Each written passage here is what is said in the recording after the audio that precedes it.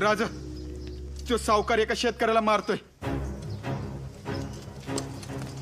आम्हाला फेडू तुमचं कर्ज. मारू नका त्याला. काय चाललंय? काय चाललंय? महाराज काय करा महाराज, काय करा. महाराज यांनी शेतीसाठी कर्ज घेतलं होतं.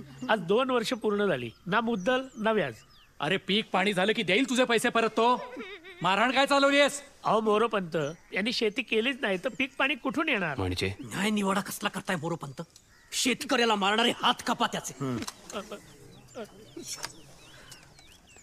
महाराज, जर तुमची परवानगी असेल तर थोडं माझ्या पद्धतीने बघू का? शेतकऱ्यांचं हित जपणारी कुठलीही पद्धत योग्यच. बोला तुम्ही.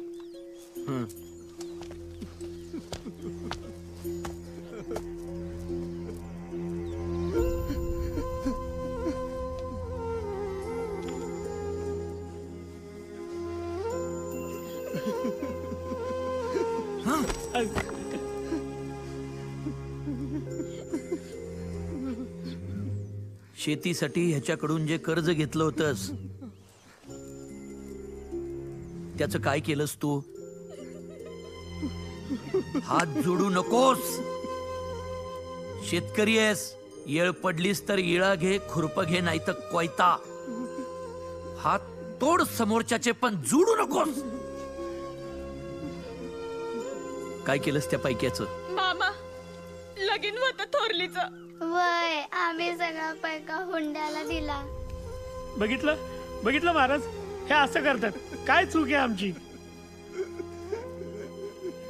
सुधारणार नाही तुम्ही.